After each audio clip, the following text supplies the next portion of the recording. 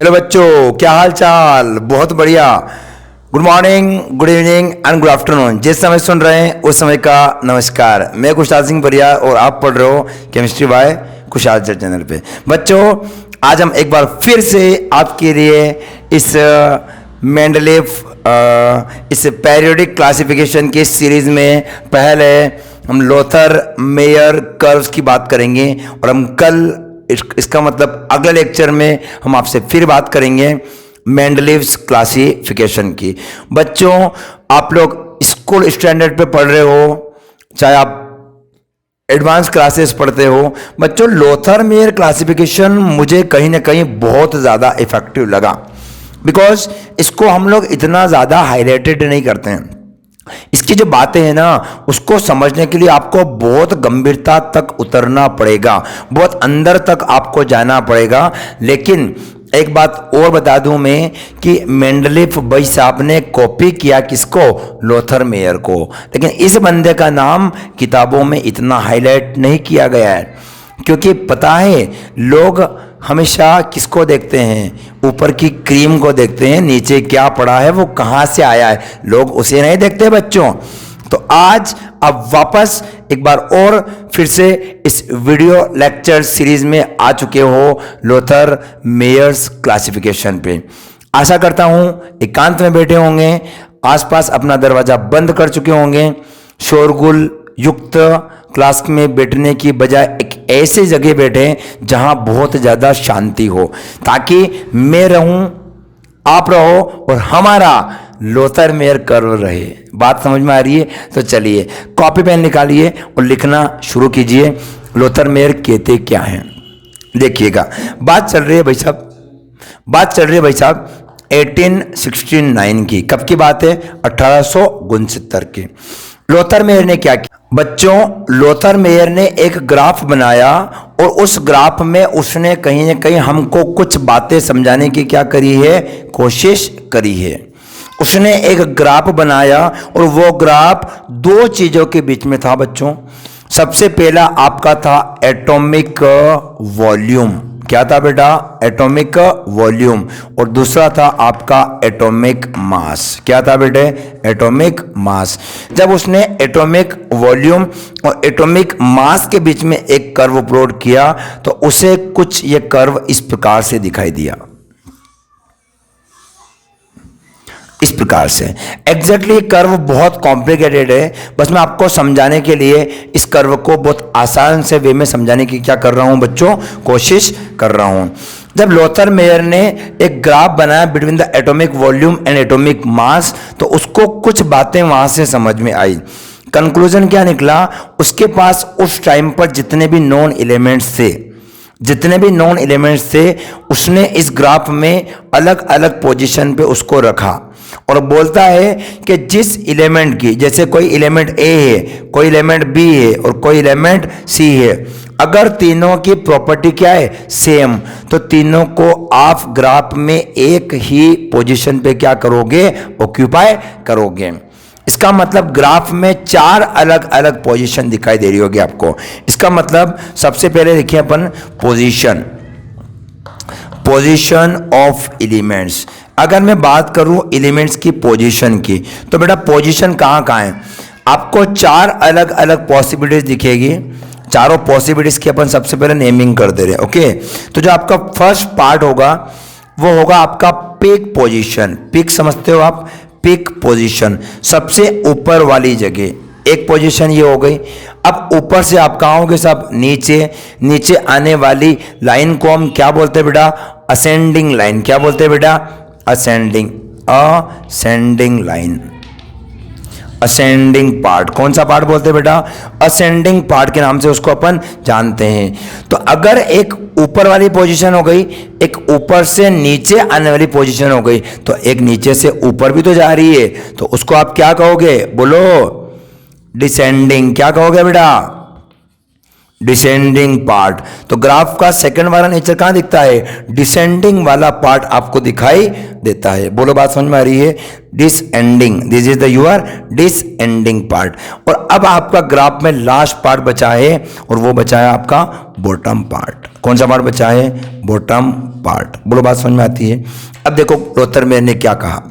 Lothar Meyer साहब कहते हैं कि मेरे पास जितने भी नॉन एलिमेंट्स हैं, जितने भी मेरे पास नॉन एलिमेंट्स हैं, उनको ग्राफ में अलग अलग 4 पोजीशन पे आप ऑक्यूपाई करो। सबसे पहला पीक पोजीशन, दूसरा असेंडिंग पार्ट, तीसरा डिसेंडिंग पार्ट और चौथा उसका बॉटम पार्ट। देखिएगा बेटा, सबसे ऊपर उसने किसको रखा? ऊपर उसने उन एलिमेंट्स को रखा जिनका नेचर एल्काली मेटल की तरह था। दैट मीन्स एल्काली मेटल्स जो थे उसको उसने सबसे कहाँ रखा? ऊपर रखा। और आप भली बात ये जानते हो कि ऐसे कौन कौन से मेटल्स होते हैं जो एल्काली नेचर को रिप्रेजेंट करते हैं। So all my dear students, very well to first alkali metals like a lithium, आगे बोलो sodium, potassium, rubidium, cesium and then the what? Francium. These are the basically alkali metals. कहाँ रखोगे बच्चों? सबसे ऊपर वाली पोजीशन पे। तो एक आध दो को रख के देख लेते हैं। इधर हम रख दे रहे हैं यहाँ पर, एक तो लिथियम को रख देते हैं साहब। लिथियम के बाद किसको कर दे रहे हैं? सोडियम को कर देते हैं। सोडियम के बाद किसको कर देते हैं? पोटेशियम को, then rubidium, then caesium and this goes on. समझ में आता है आपको? तो इस टाइप से आप एलिमेंट्स को क्या करोगे? ऑक्यूपाई करोगे। तो नहीं है, आपको असेंडिंग पार्ट पर किसको रखना है? असेंडिंग पार्ट पर आपको रखना है all my dear students halogens को। किसको? हैलोजेंस को। तो यहां पे आएंगे फ्लोरीन, क्लोरीन, ब्रोमीन और आयोडीन। क्या आपको हेलोजन एलिमेंट्स के नाम नहीं पता है? अरे यार कैसे हो सकता है? गांव गांव के बच्चे बच्चे से लगाकर, बूढ़े से लगाकर, दापू भाई से लगाकर मांगी भाई तक को नाम पता है और आपको ये नाम नहीं पता है। तो बच्चों फ्लोरीन, क्लोरीन, ब्रोमीन और आयोडीन, इनको आपका रखोगे असेंडिंग। असेंडिंग का मतलब होता है इंक्रीजिंग ऑर्डर में, ऊपर चलते हुए पार्ट पर। तो बच्चों आप यहां पर किसको चिपका दीजिएगा? Fluorine, then chlorine, then bromine, then iodine. इस टाइप से आप रखेंगे। बोलो आपको समझ में आता है?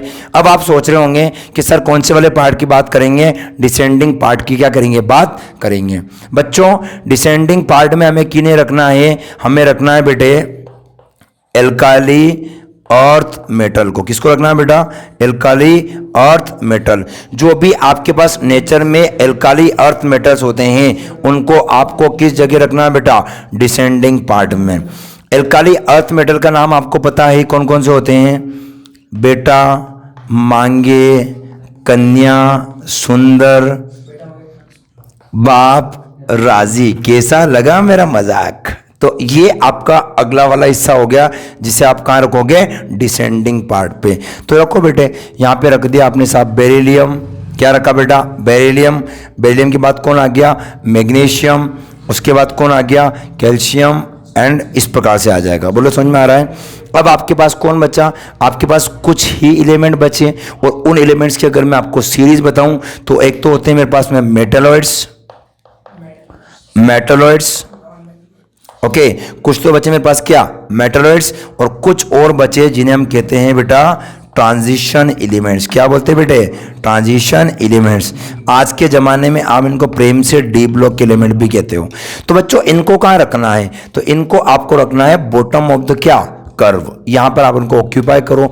अब मेरी बात को ध्यान से सुनना, शिद्दत से मैं जो कह रहा हूं। मैटर ये नहीं था कि सर ग्राफ कैसा बना, मैटर ये नहीं था कि सर आप कह क्या रहे हो। मैटर ये था अलग अलग 4 पोजीशन, अलग अलग 4-5 टाइप की वैरायटी की आपके पास एलिमेंट्स, सेम एलिमेंट्स की पोजीशन सेम होगी। यानी कि अगर आपके पास पिक पोजीशन है तो सारे कौन से मेटल्स आएंगे? Alkali metals. अगर असेंडिंग पार्ट है तो हेलोजेंस आएंगे। डिसेंडिंग पार्ट है एल्काली अर्थ मेटल आएगा और बॉटम पार्ट है तो all my dear transition as well as क्या आएगा? मेटलॉइड्स। बुलाएगा नहीं आएगा? तो सर जब इतना बढ़िया अगर आपको ये लो लगा तो आप उसको रिजेक्ट कैसे कर सकते हो? आप उसको फेल कैसे कर सकते हो यार, जब आपको इतना बढ़िया क्लासिफिकेशन ये बंदा दे रहा है। समझिएगा, मैं ड्रॉबैक का बहुत आसान जवाब आपको दे रहा हूं। ड्रॉबैक का बड़ा आसान सा जवाब है। मेरे पास एल्काइल मेटल में कितने सारे एलिमेंट्स हैं? बहुत सारे एलिमेंट दिख रहे हैं। पहले एलिमेंट पे कौन आएगा? लिथियम।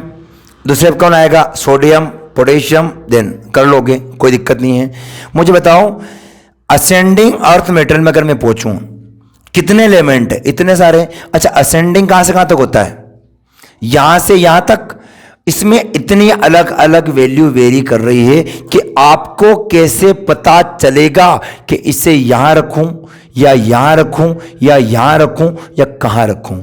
मतलब मुद्दा एक बात का है, मुद्दा ये निकला कि सर इतनी ज्यादा असेंडिंग पोजीशन, इतनी ज्यादा असेंडिंग और इतनी ज्यादा डिसेंडिंग। आप कंफ्यूज हो जाओगे कि किस जगह किस एलिमेंट को आप क्या करोगे? रखोगे। तो बेटा रखना आसान था, प्रैक्टिकली उसको याद रखना बहुत मुश्किल है। 118 एलिमेंट को इस समय लगभग 63 या 64 एलिमेंट्स थे। तो जितने एलिमेंट्स हैं, इतने एलिमेंट को बेटा एक एक पोजीशन को प्रैक्टिकली पता करना पॉसिबल नहीं था। और यही वो बात रही जो लोथर मेयर के इस क्लासिफिकेशन को पूरा के डुबा के ले गई। तो बोलो कहानी समझ में आ रही है? तो अब छोटा सा आप लोगों के पास रिटर्न नोट्स होना चाहिए, क्योंकि बिना रिटर्न नोट्स के कोई काम चलता नहीं है। तो आप लोग कॉपी पेन लेके फटाफट से लिखना शुरू करेंगे। आप लोग स्पीड थोड़ी कम करके आप लिखते जाएंगे, क्योंकि मैं थोड़ा फास्ट बोलूंगा। तो लिखना शुरू करेंगे फटाफट से। इन 1869 German chemist Lothar Meyer gave a relation between atomic mass and atomic volume of the element. The curve was plotted between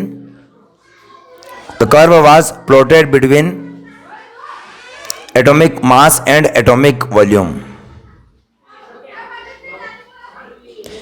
He concluded that the element with similar properties occupies a similar position in the curve.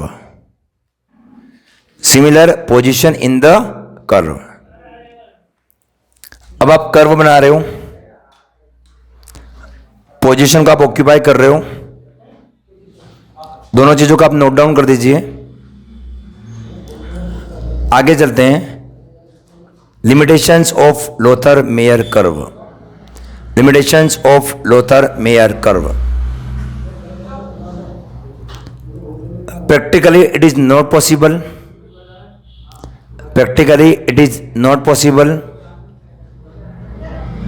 to remember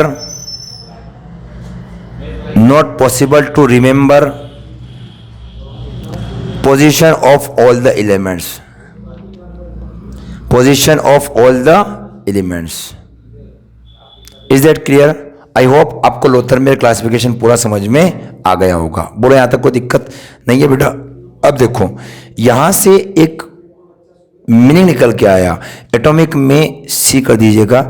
यहां से एक meaning निकल के आया। Meaning क्या निकल के आया बेटा? वो बहुत काम की चीज थी। किसी भी एलिमेंट का जो प्रॉपर्टी होता है, किसी भी एलिमेंट का जो क्या होता है, प्रॉपर्टी होता है, वो कहीं ना कहीं एटॉमिक वॉल्यूम और एटॉमिक मास के हिसाब से क्या करता है? वेरी करता है। तो इस पूरे लॉ से कंक्लूजन क्या निकला? कंक्लूजन निकला कि the atomic volume of the element, the atomic volume of the elements, the atomic volume of the elements are periodic function of their atomic masses.